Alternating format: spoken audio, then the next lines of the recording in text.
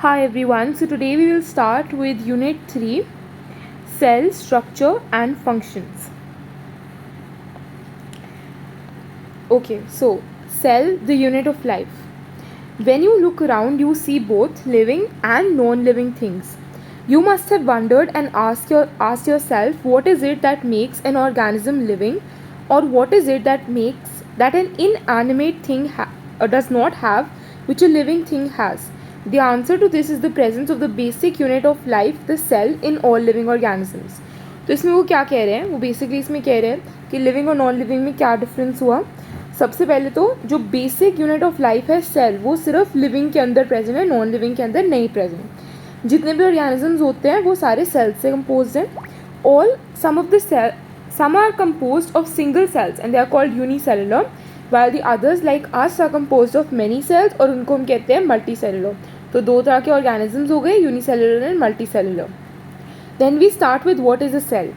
Unicellular organisms are capable of independent existence and performing the essential functions of life. तो दो क्या characteristic है unicellular organisms के. सबसे पहले तो वो इंडिपेंडेंटली एग्जिस्ट कर सकते हैं, दूसरा वो सारे फंक्शंस लाइफ के एक ही सेल परफॉर्म करता है. Anything less than a complete structure of a cell does not ensure independent living. मतलब अगर सेल एक एज ए यूनिट जो सबसे स्मॉलेस्ट यूनिट है जो इंडिपेंडेंट लिविंग इंश्योर कर सकता है, उससे कोई छोटा ऐसा कंप्लीट स्ट्रक्चर नहीं है जो कि इंडिपेंडेंट लिविंग शो करता है.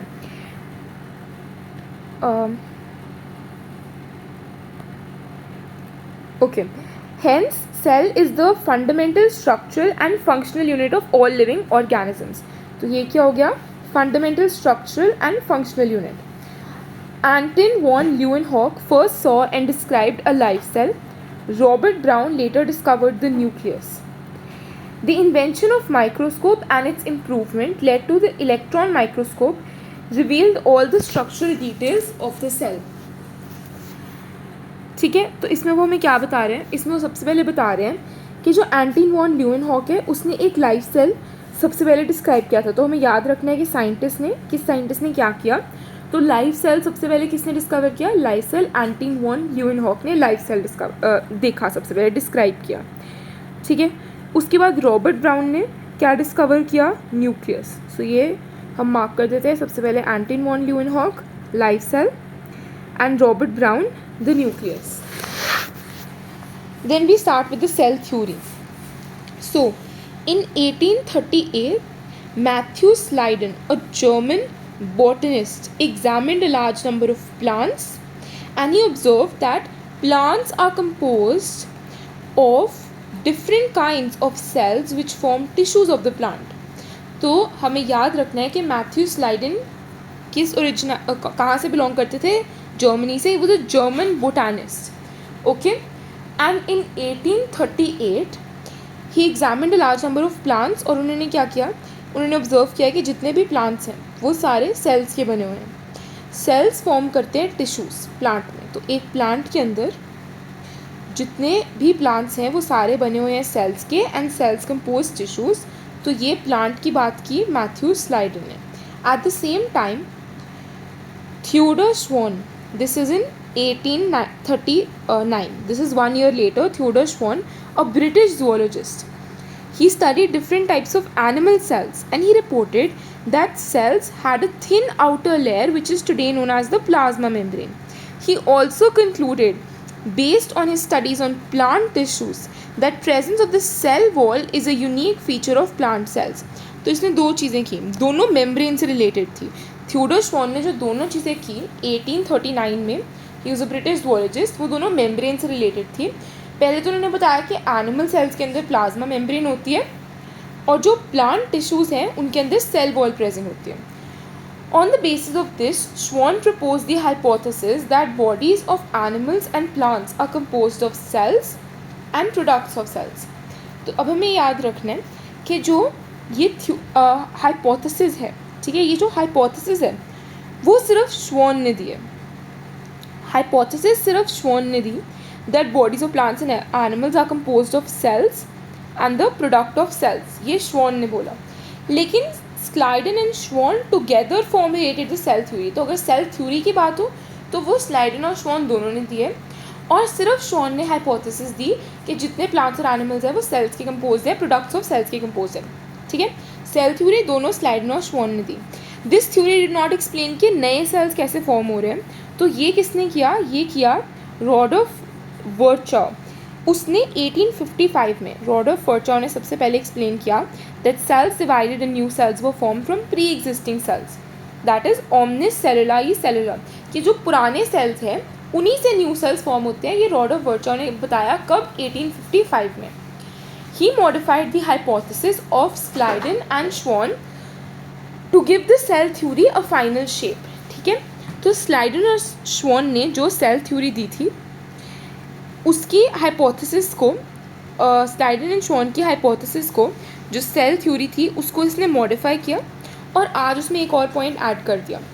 All living cells are composed of cells and products of cells. तो ये तो ऑलरेडी श्वान ने बताया था हाइपोथेसिस में, लेकिन इसने ऐड किया that all cells arise from pre existing cells. ये किसने ऐड किया, रॉडोल्फ वर्चाउ ने, ठीक है। Okay, so after that we have an overview of a cell. तो अभी तक हमने क्या कवर कर लिया, what is a cell cover कर लिया हमने। इसमें हमने थोड़े बहुत साइंटिस्ट के नेम्स पढ़े और उन्होंने क्या किया, राइट, तो वो सारा हमारा हो गया। Now we will start with an overview of the cell. You have earlier observed cells in an onion peel or a human cheek under the microscope. Let us recollect their structure. Onion cell जो है वो typical plant cell होता है obviously, इसलिए उसके पास distinct cell wall है, क्योंकि सिर्फ plant cells के बाद cell wall होती है. As its outer boundary, just within it is the cell membrane. The cells of the human cheek have an outer membrane as the delimiting structure of the cell. तो obviously जो human cheek cells है वो तो animal cell हो गया, ठीक है, और animal cells के अंदर सेल वॉल नहीं होती है, सिर्फ सेल मेम्ब्रेन होती है, ठीक है। Inside each cell is a dense membrane bound structure called the nucleus. तो इन दोनों सेल्स के अंदर एक डेंस मेम्ब्रेन बाउंड स्ट्रक्चर होगा, उसको हम कहेंगे nucleus. The nucleus contains the chromosomes which in turn contain genetic material DNA. तो हमें पता है कि क्रोमोसोम्स जो है वो कैरी करते हैं जेनेटिक मटीरियल जो कि डीएनए है, ठीक है। और ये कहाँ पे प्रेजेंट है क्रोमोसोम्स, क्रोमोसोम्स तो न्यूक्लियस के अंदर प्रेजेंट है। Cells that have membrane bound nucleus are called eukaryotic. तो ऑब्वियसली हमें पता है यूक्रियोटिक सेल्स होते हैं, प्रोक्रियोटिक सेल्स होते हैं। तो यूक्रियोटिक सेल्स कौन से होते हैं, जिनके अंदर एक मेम्ब्रेन बाउंड न्यूक्लियस होता है, मतलब जो न्यूक्लियस है उसके अराउंड भी मेम्ब्रेन है, तो वो हो गए यूक्रियोटिक सेल्स। और जो सेल्स लैक करते हैं मेम्ब्रेन बाउंड न्यूक्लियस वो प्रोक्रियोटिक होते हैं। दोनों जो प्रोक्रियोटिक और यूक्रियोटिक सेल है उन दोनों के अंदर साइटोप्लाज्म होगा। साइटोप्लाज्म क्या होता है, एक सेमी फ्लूइड मैट्रिक्स होता है, उसको हम कहते हैं cytoplasm, a semi fluid matrix. ये ऑक्यूपाई करता है सारा वॉल्यूम सेल का, ठीक है। तो लाइक सपोज अगर ये एक सेल है और ये न्यूक्लियस है तो इसके बीच की जो वॉल्यूम है ये ऑक्यूपाई करेगा साइटोप्लाज्म, ठीक है। और ये साइटोप्लाज्म ही वो मेन अरीना है, वो स्पेस है जहाँ पे सारी सेलुलर एक्टिविटीज़ जो है वो अकर करती हैं। तो बहुत सारे केमिकल रिएक्शंस जो अकर करते हैं वो, बहुत सारे केमिकल रिएक्शंस जो साइटोप्लाज्म के अंदर अकर करते हैं वो सेल को लिविंग स्टेट में रखते हैं, ठीक है। Now besides the nucleus, the eukaryotic cells have another membrane bound distinct structure called organelles. अब जो यूक्रियोटिक सेल्स हैं उसमें जो ऑर्गेनेलीज है वो मेम्ब्रेन बाउंड होंगी। प्रोक्रियोटिक में ना मेम्ब्रेन बाउंड न्यूक्लियस है और ना ही मेम्ब्रेन बाउंड ऑर्गेनेलीज है। तो यूक्रियोटिक सेल में कैसी मेम्ब्रेन बाउंड ऑर्गेनेलीज है, like the endoplasmic reticulum ER, Golgi complex, lysosomes, mitochondria, microbodies and vacuoles. तो ये सारी हम आगे पढ़ेंगे। Prokaryotic cells lack such membrane bound organelles, ठीक है, उनमें नहीं होती हैं। So ribosomes are non membrane bound organelles. तो जो राइबोसोम्स है वो ऐसे ऑर्गेनेलीज है जो मेम्ब्रेन से बाउंड नहीं है, ये सारे सेल्स में प्रेजेंट है, यूक्रियोटिक में भी और प्रोक्रियोटिक में भी। Within the cells ribosomes are found not only in cytoplasm but also in 2 organelles, the chloroplast in plants and mitochondria and also on rough ER। तो अगर हम लिस्ट करें कि हमारे पास राइबोसोम्स में कहाँ कहाँ मिल सकते हैं, ठीक है, तो राइबोसोम क्या है, राइबोसोम है नॉन मेम्ब्रेन बाउंड ऑर्गेनेली। तो सबसे पहले तो ऑब्वियसली पता है कि साइटोप्लाज्म में तो ये मिलेंगे क्योंकि ये ऑर्गेनेली है एक, ठीक है, तो ये साइटोप्लाज्म में मिल सकते हैं। उसके अलावा हमें ये कहाँ मिलेंगे, क्लोरोप्लास्ट के अंदर, राइट। सो क्लोरोप्लास्ट के अंदर होंगे राइबोसोम्स। इनफैक्ट क्लोरोप्लास्ट और माइटोकॉन्ड्रिया के अंदर अपना DNA भी होता है। तो माइटोकॉन्ड्रिया एंड क्लोरोप्लास्ट के अंदर अपने क्रोमोसोम्स भी होते हैं and also on rough ER, rough endoplasmic reticulum, ठीक है, यहाँ पे भी राइबोसोम्स प्रेजेंट है। So, animal cells contain another non-membrane bound organelle called the centrosome, which helps in cell division. तो अगर हम बात करें कि अगर कोई ऐसी ऑर्गेनेली है जो सिर्फ रिस्ट्रिक्टेड है एनिमल सेल्स के लिए, तो वो होएगी सेंट्रोजोम. और ये सेंट्रोजोम किस चीज़ में हेल्प करता है? सेंट्रोजोम एनिमल सेल को हेल्प करता है इन सेल डिविजन. तो इसके बारे में भी हम पढ़ेंगे, सेंट्रोजोम के बारे में, जो सेल डिविजन में हेल्प करता है. Cells greatly differ in size, shape and activities. तो सबकी साइज, शेप, एक्टिविटीज़ डिफरेंट है. फॉर एग्जाम्पल, अगर हम बात करें माइकोप्लाज्मा, तो माइकोप्लाज्मा क्या है? ये स्मॉलेस्ट सेल्स होते हैं. They are only 0.3 micrometre in length. तो सबसे पहले हमें याद रखना है कि जो माइकोप्लाज्मा है वो क्या है? सबसे स्मॉलेस्ट सेल्स है. माइकोप्लाज्मा सबसे स्मॉलेस्ट सेल है. इनकी लेंथ याद रखनी बहुत इंपॉर्टेंट है, 0.3 माइक्रोमीटर. ठीक है, माइकोप्लाज्मा 0.3 माइक्रोमीटर होते हैं और ये सबसे स्मॉल सेल्स हैं.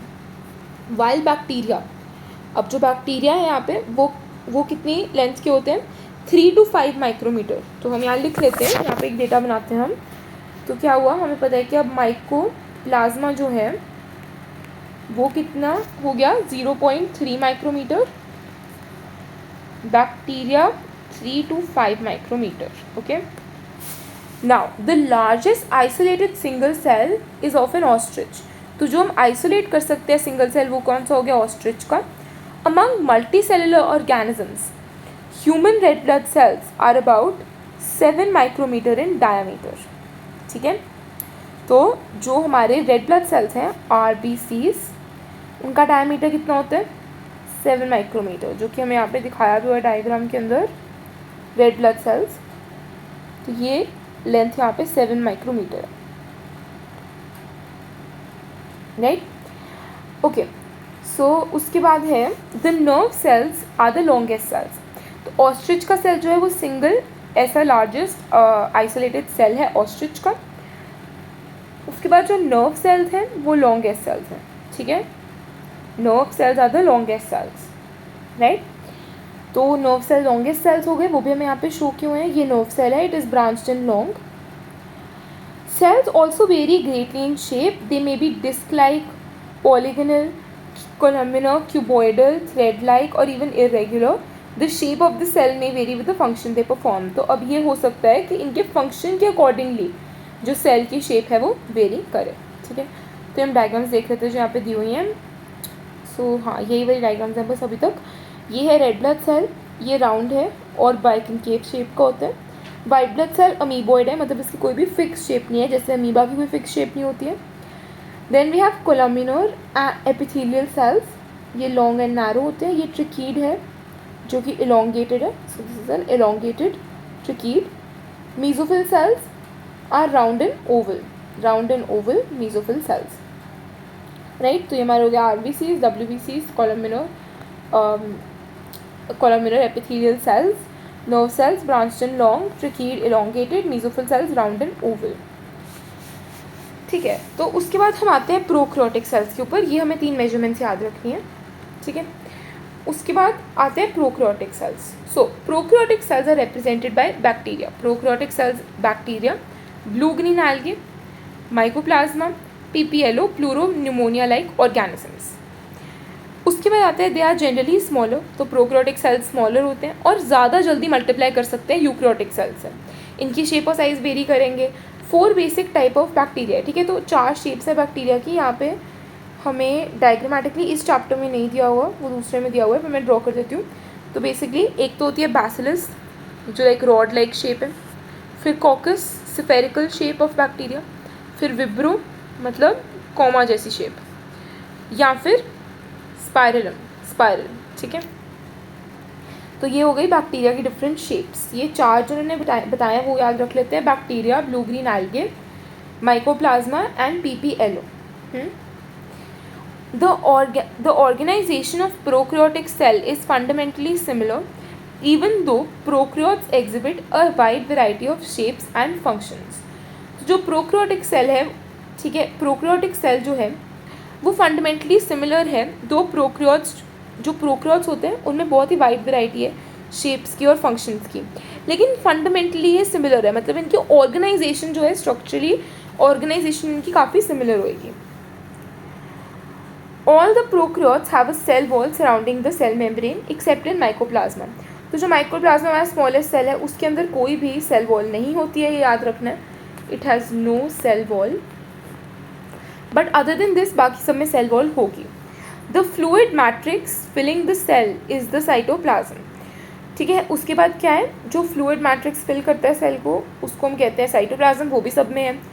लेकिन कोई भी वेल डिफाइंड न्यूक्लियस नहीं है। वेल डिफाइंड न्यूक्लियस मतलब कि जेनेटिक मटेरियल यहाँ पे नेकेड पड़ा हुआ है, कोई भी न्यूक्लियर मेम्ब्रेन नहीं है। इन एडिशन जो जीनोमिक डीएनए है, सिंगल सर्कुलर डीएनए, एक तो सिंगल सर्कुलर डीएनए प्रेजेंट है इसके अंदर, उसके अलावा बैक्टीरिया के अंदर बहुत सारे स्मॉल सर्कुलर डीएनए भी हैं आउटसाइड द जीनोमिक डीएनए, और इन स्मॉलर डीएनए को हम प्लाज्मिड्स कहते हैं। एक सिंगल सर्कुलर डीएनए हो गया, उसके अलावा प्लाज्मिड्स भी प्रेजेंट है। So plasmid DNA confers certain unique phenotypic characters to the bacteria. One such character is resistance to antibiotics. तो आगे हम बायोटेक में पढ़ेंगे कि कैसे resistance to antibiotics हमारे ये यूज़ में आता है। उसके बाद in higher classes you will study that this plasmid DNA is used to monitor bacterial transformation with foreign DNA. तो ये +2 के चैप्टर में। उसके बाद the nuclear membrane is found in eukaryotes. तो जो न्यूक्लियर मेम्ब्रेन है, मतलब न्यूक्लियस के अराउंड एक मेम्ब्रेन, वो यूक्रियोट्स के अंदर होगी। But no organelles like the ones in eukaryotes are found in prokaryotes except for ribosomes. तो सिर्फ राइबोसोम्स एक ऐसी है ऑर्गेनेली जो प्रोकैरियोट्स में प्रेजेंट है, जो यूक्रियोट्स में भी प्रेजेंट है, बाकी यूक्रियोट्स में सारी मेम्ब्रेन बाउंड ऑर्गेनेलीज हैं। Prokaryotes have something unique in form of inclusions. तो ये एक प्रोकैरियोटिक सेल है, इसके अंदर एक यूनिक फीचर है जो कि है इंक्लूजन्स। स्पेशलाइज डिफरेंट, तो बेसिक इंक्लूजन्स क्या होती है, ये specialise differentiated form of cell membrane होते हैं, इनको हम कहते हैं मीजोसोम। तो ये इंक्लूजन्स बेसिकली इनको हम कहते हैं mesosome, and this is a characteristic of prokaryotes. इसके हमें आगे फंक्शंस भी पढ़ने होंगे। And this are essentially infoldings of cell membrane. तो ये इनफोल्डिंग है सेल मेम्ब्रेन की, मीजोसोम, जो कि एक कैरेक्टरिस्टिक फीचर है प्रोकैरियोटिक ऑर्गेनिजम्स का। अब देखो यहाँ पे हमने 3 वैल्यूज़ नोट डाउन की थी, राइट। तो यहाँ पे हमें थोड़ी सी यहाँ पे दिखेगी कि वैल्यूज़ यहाँ पे डिफरेंट दी हुई हैं। जैसे कि यहाँ पे इन्होंने टिपिकल बैक्टीरिया की वैल्यू जो दी है डायग्राम में, वो 1 to 2 माइक्रोमीटर दी है। इसी तरह PPLO की 0.1 माइक्रोमीटर, वायरस की 0.02 to 0.2 micrometre, and typical eukaryotic cell 10 to 20 micrometre. But I will prefer कि आप इंडेक्स वाली वैल्यूज़ को ज़्यादा प्रेफर दो, मतलब बैक्टीरिया की 3 to 5 micrometre, RBC 7 micrometre, and mycoplasma 0.3। जो नहीं मेंशन वो यहाँ से देख सकते हैं हम, जैसे कि यूक्रियोटिक सेल जो है, ठीक है, टिपिकल यूक्रियोटिक सेल वो 10 to 20 माइक्रोमीटर, वायरसेस की 0.2 to 2 माइक्रोमीटर। तो ये वाली हम यहाँ से लर्न कर सकते हैं। फिर आ जाता है cell envelope and its modifications. तो देखो, most prokaryotic cells, particularly the bacterial cells, have a chemically complex cell envelope. तो प्रोकैरियोटिक सेल्स जो है ना, जैसे कि बैक्टीरियल सेल्स, उनके जो सेल एनवेलप है वो काफ़ी कॉम्प्लेक्स भी हो सकता है। Cell envelope consist of a tightly bound 3 layer structure. तो एक 3 लेयर का स्ट्रक्चर होता है इसके अंदर। तो देखो, सबसे पहले तो जो आउटर मोस्ट लेयर है वो है ग्लाइकोकैलिक्स, ये याद रखना है। सबसे बाहर वाली लेयर कौन सी हो गई हमारी, ये हो गई हमारी ग्लाइकोकैलिक्स, बाहर वाली लेयर ग्लाइकोकैलिक्स हो गई। प्रोकैरियोटिक सेल्स की बात हो रही है यहाँ पे, ठीक है, मोस्टली बैक्टीरिया। तो ये ग्लाइकोकैलिक्स के बाद आता है सेल वॉल, ठीक है, and then plasma membrane. So you have cell wall then, and then finally there is a plasma membrane. तो although each layer performs a different function, तो फंक्शन डिफरेंट है लेयर्स के, पर ये इकट्ठे एक सिंगल प्रोटेक्टिव यूनिट की तरह काम करती हैं। Now, the bacteria can be classified into 2 groups on the basis of different types of cell envelopes and in the manner they respond to the staining procedure. तो बेसिकली ग्राम विज ने एक staining procedure निकाला था, जो बैक्टीरिया ग्राम stand को pickup कर लेते हैं वो ग्राम पॉजिटिव, और जो नहीं पिकअप करते हैं वो ग्राम नेगेटिव बैक्टीरिया होते हैं। फिर आता है जो ग्लाइकोकैलिक्स है। सो ग्लाइकोकैलिक्स जो है वो डिफर करते हैं इन कॉम्पोजिशन एंड थिकनेस, कॉम्पोजिशन में और थिकनेस में वो डिफर करता है डिफरेंट बैक्टीरिया में। या तो ये स्लाइम लेयर की तरह प्रेजेंट होगा या कैप्सूल। तो स्लाइम लेयर, जैसे हमें पता भी लग रहा है ये स्लाइमी सी लेयर है, मतलब ये लूज शीट है, और जो कैप्सूल है वो थिक होगा और टफ होगा।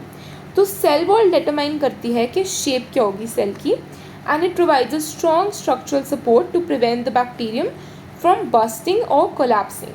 तो जो सेल वॉल है वो डिटरमाइन करेगी कि शेप ऑफ द सेल क्या है, ठीक है. सेल वॉल डिटरमाइन करेगी कि क्या शेप ऑफ द सेल है, और एक स्ट्रॉन्ग स्ट्रक्चरल सपोर्ट ये प्रोवाइड करती है बैक्टीरिया को ताकि ये बर्स्ट ना करें या कोलैप्स ना करें, राइट.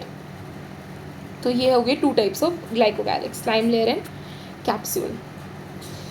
और ये हमने फंक्शंस मार्क कर देते हैं कौन से हैं सेल वॉल के. Shape of the cell maintain करना, स्ट्रॉन्ग स्ट्रक्चरल सपोर्ट प्रोवाइड करना, और बैक्टीरियम को प्रिवेंट करना बर्स्टिंग या कोलैप्सिंग से.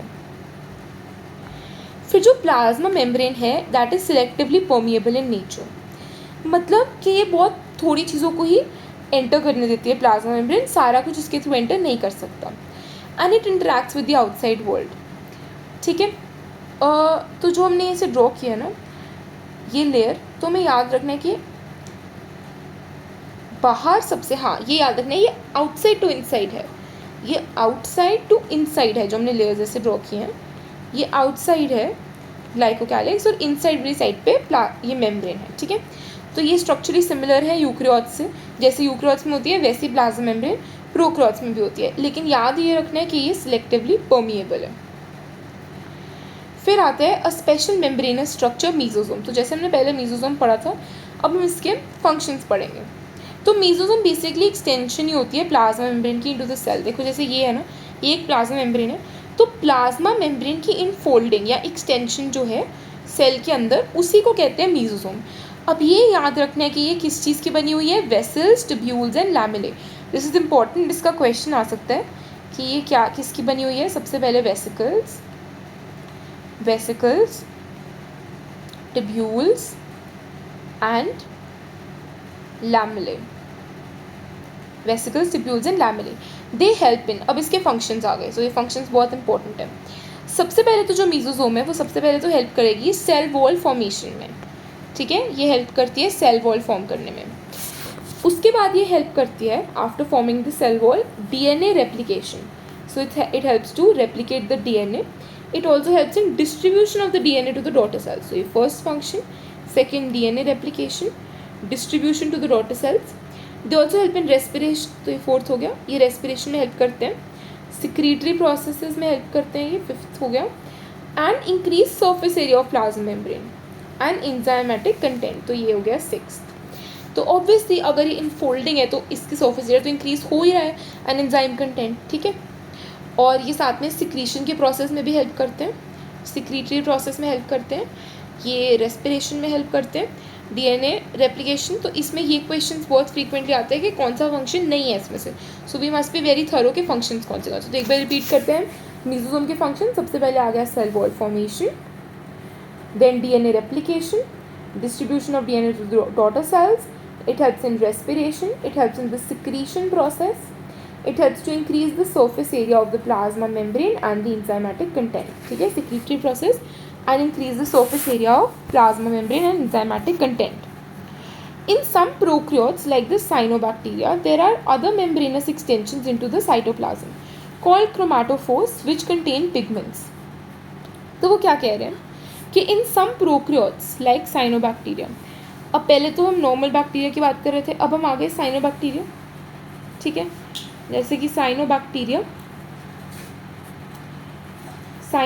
में क्या होते हैं, मेम्ब्रेनस एक्सटेंशंस होती हैं जिनको हम कहते हैं, साइनोबैक्टीरिया में मेम्ब्रेनस एक्सटेंशंस होती है जिनको हम कहते हैं क्रोमाटोफोर्स. और ये क्रोमाटोफोर्स के अंदर पिगमेंट्स होते हैं, ठीक है. Other than mesosomes they also have chromatosomes. Bacterial cells can be motile और नॉन मोटाइल, ठीक है. तो ये मोटाइल हो सकते हैं, नॉन मोटाइल हो सकते हैं. ऑब्वियसली अगर मोटाइल होंगे तो इनके अंदर कोई ना कोई स्ट्रक्चर होंगे. तो अगर मोटाइल है तो इनके अंदर थिन फिलामेंटस एक्सटेंशंस होती हैं from the cell wall called the flagella. So पहले हमने यहाँ पे पढ़ी फ्लैजुलर, यहाँ पे सबसे पहले हमने पढ़ा फ्लैजुला. तो जो फ्लैजुला है वो फिलामेंटस एक्सटेंशन है बैक्टीरिया की जो कि इसको मोटाइल बनाते हैं. Bacteria show a range in number and arrangement of flagella. तो फ्लैजुला के नंबर वेरी कर सकते हैं, अरेंजमेंट वेरी कर सकते हैं. Bacterial flagella is composed of 3 parts, filament, hook and basal body. The filament is the longest portion, extends from the cell surface to the outside. तो जैसे सपोज ये बैक्टीरिया की बॉडी है, ठीक है, तो यहाँ पे सबसे पहले हो क्या, ऐसे इसकी स्ट्रक्चर होती है, तो इसमें ये क्या हो गया, ये हो गई हमारी फिलामेंट जो कि एक्सटेंड करता है सेल सर्फेस से, ठीक है। वैसे बहुत ही रफ डायग्राम है, पर ऐसे समझ लो कि ये हमारी फिलामेंट हो गई। तो 3 पार्ट्स कौन से हो गए फ्लैजेला के, filament, hook and basal body. Longest portion is the filament, extend करती है सेल सर्फेस से। तो बैक्टीरिया मोटाइल, नॉन मोटाइल हो सकता है। अगर ये मोटाइल है तो thin filamentous extensions called flagella इसमें होंगी, जिसकी नंबर और अरेंजमेंट जो है वो वेरी कर सकते हैं। Then besides flagella, pili and fimbriae are also surface structures of bacteria. लेकिन याद ये रखना है कि सिर्फ फ्लैजेला है जो कि मूवमेंट में हेल्प करते हैं, इनका मोटिलिटी में कोई रोल नहीं है पिलाई एंड फिम्ब्रे का। तो जो पिलाई हैं वो इलोंगेटेड ट्यूबुलर स्ट्रक्चर्स होती हैं, ट्यूब लाइक स्ट्रक्चर्स, ये एक स्पेशल प्रोटीन की बनी होती है, ठीक है। ये इलोंगेटेड ट्यूबुलर स्ट्रक्चर्स हैं जो स्पेशल प्रोटीन की बनी हुई है। इसके अलावा जो फिम्ब्रे हैं they are small bristle like structures, ठीक है, fibres that are sprouting out of the cell. In some bacteria they are known to help attach bacteria, help to attach the bacteria to rocks in streams and to hold and also to host tissues। तो जैसे ये एक bacteria है ना, इसके ऊपर ऐसे small bristle like fibres बने हुए हैं, ये फिम्ब्रे हैं। तो अब इसकी वजह से ये अटैच कर सकते हैं किसी रॉक के ऊपर या होस्ट की बॉडी के ऊपर, ठीक है। और पिलाए तो इलोंगेटेड, जो पिलाए है वो इलोंगेटेड ट्यूबुलर स्ट्रक्चर्स हैं जो कि ये ट्यूबुलिन प्रोटीन के बने हुए हैं। उसके बाद आता है राइबोसोम्स एंड इंक्लूजन बॉडीज। सो सबसे पहले हम पढ़ रहे हैं प्रोकैरियोट्स के अंदर जो राइबोसोम्स हैं। The ribosomes associated with the plasma membrane of the cell.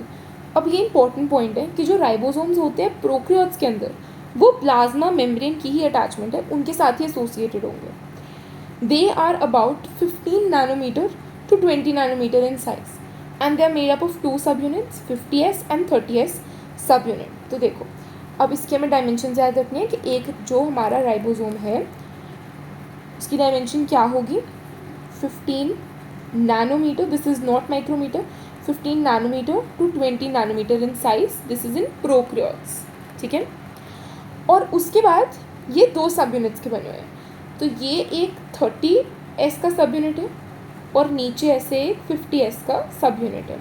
और जब ये when they are present together तो ये 70s सब यूनिट बनाते हैं, 70s यूनिट बनाते हैं प्रोकैरियोटिक राइबोसोम्स। तो उसको ऐड करके नहीं देखना होता, ठीक है, ये ऐसे ही 70s है। सो ये 70s का राइबोसोम बनाते हैं। Ribosomes are the site of protein synthesis. Several ribosomes can attach to a single mRNA and form a chain called the polyribosomes और द पॉलीसोम्स। तो क्या होता है कि जो राइबोसोम्स हैं वो प्रोटीन सिंथेसिस की साइट होते हैं। मतलब राइबोसोम्स का फंक्शन क्या है, प्रोटीन को सिंथेसाइज करना राइबोसोम का फंक्शन है। जो बहुत सारे राइबोसोम एक mRNA, तो ये एक mRNA के साथ बहुत सारे राइबोसोम्स अटैच हो जाते हैं, तो इसको हम कहते हैं पॉलीराइबोसोम्स एंड पॉलीसोम्स। तो this is important to remember, इसको हम क्या कहते हैं, इसको हम कहते हैं पॉलीराइबोसोम्स और पॉलीसोम्स। जब एक सिंगल mRNA के साथ एक चेन बन जाती है और राइबोसोम्स अटैच होते हैं। So ribosomes of a polysome translate the mRNA to proteins. Ribosomes क्या करते हैं, ये polysome, ribosomes of the polysome translate mRNA to proteins. हमें पता है कि जब ट्रांसलेशन का प्रोसेस होता है, ठीक है, ट्रांसक्रिप्शन ट्रांसलेशन, हमें पता है क्या होता है कि जब ट्रांसलेशन होता है तो mRNA जो है उससे प्रोटीन्स बनते हैं, क्योंकि mRNA पहले ट्रांसक्रिप्ट कहते हैं हम mRNA को, ठीक है, इससे फर्दर प्रोटीन बनते हैं। इससे प्रोटीन नहीं बनते, मतलब राइबोसोम्स इसको रीड करके mRNA को यहाँ से प्रोटीन बनाते हैं, ठीक है। तो जो राइबोसोम्स हैं पॉलीसोम्स के, वो ट्रांसलेट करते हैं mRNA को into proteins. So you have to remember कि ये मैसेंजर RNA mRNA में है। ओके, उसके बाद है इंक्लूजन बॉडीज़। सो थोड़ा क्लियर कर देते हैं। इसके बाद आते हैं इंक्लूजन बॉडीज़। तो इंक्लूजन बॉडीज़ क्या होते हैं, सबसे पहले तो ये याद रखना है कि जो इंक्लूजन बॉडीज़ है वो कहाँ पे प्रेजेंट है। बाद में भूल जाता होता है कि इंक्लूजन बॉडीज़ जो है वो प्रोकैरियोट्स में दी हुई हैं। इंक्लूजन बॉडीज़ प्रोकैरियोट्स में है। ये क्या करती है इंक्लूजन बॉडीज़, ये रिजर्व, ऑब्वियसली अगर इंक्लूजन बॉडीज़ देखो प्रोकैरियोट्स के अंदर दी हुई है ना, दैट मीन्स कि इनके अंदर कोई भी सेल इन्वेलप नहीं होगा, ठीक है, इनका मेम्ब्रेन नहीं होंगी इनकी इंक्लूजन बॉडीज़ की। अब ये रिजर्व मटेरियल स्टोर करते हैं प्रोकैरियोटिक सेल्स में, इंक्लूजन बॉडीज साइटोप्लाज्म में, and these are not bound by any membrane, और ये फ्रीली लाई करते हैं साइटोप्लाज्म में। इसकी एग्जांपल्स बहुत इंपॉर्टेंट है। इसकी एग्जांपल आती है phosphate granules, cyanophycin granules and glycogen granules. उसके अलावा gas vacuoles are found in blue green and purple and green photosynthetic bacteria, right. तो यहाँ पे क्या हो गया कि इंक्लूजन बॉडीज़ में reserve material in prokaryotic cells are stored in the cytoplasm in form of inclusion bodies. These are not bound by any membrane, they are free in the cytoplasm. और साथ में इसकी एग्जांपल्स इंपॉर्टेंट है। सबसे पहले तो उन्होंने बोला फॉस्फेट के ग्रैन्यूल्स, फिर cyanophycin granules, inclusion bodies, glycogen granules, ये तीन हो गए। उसके बाद जो गैस के वैक्यूल्स हैं, ये यहाँ पे वैक्यूल्स लिखे हुए हैं, ठीक है, वैक्यूल्स ये लिखे हुए हैं, पर इसको कंफ्यूज नहीं होना, ये है इंक्लूजन बॉडीज ही और इनके अंदर कोई भी मेम्ब्रेन नहीं है। तो ये जो गैस के वैक्यूल्स हैं ये कहाँ प्रेजेंट है, blue green and purple and green photosynthetic bacteria के अंदर। तो ऑब्वियसली इसमें भी मेम्ब्रेन नहीं होगी। Okay, so now we will start with the eukaryotic cell. Okay, so now we start with the eukaryotic cells. So हाँ, तो यूकैरियोटिक सेल्स क्या होता है? तो यूकैरियोटिक सेल्स इंक्लूड किसके को इंक्लूड करते हैं? जितने भी प्रोटिस्टा, प्लांट्स, एनिमल्स, फंजाई हैं, वो सारे यूकैरियोटिक सेल्स के अंडर आते हैं। In the eukaryotic cells there is an extensive compartmentalisation of cytoplasm, मतलब कि बहुत सारे मेम्ब्रेन बाउंड स्ट्रक्चर्स हैं यहाँ पे। यूकैरियोटिक सेल्स के अंदर बहुत ही वेल ऑर्गेनाइज न्यूक्लियस होता है जिसका न्यूक्लियर एनवेलप भी होगा। इन एडिशन बहुत सारे complex locomotory and cytoskeleton structures हैं, ठीक है। तो इसके अंदर लोकोमोटरी एंड साइटोस्केलेटल स्ट्रक्चर्स भी प्रेजेंट है। जेनेटिक मटेरियल जो है वो क्रोमोसोम्स के अंदर ऑर्गेनाइज्ड है इसमें, और ये फ्रीली लाई नहीं करता साइटोप्लाज्म में, ये ऑर्गेनाइज्ड है इनटू क्रोमोसोम्स।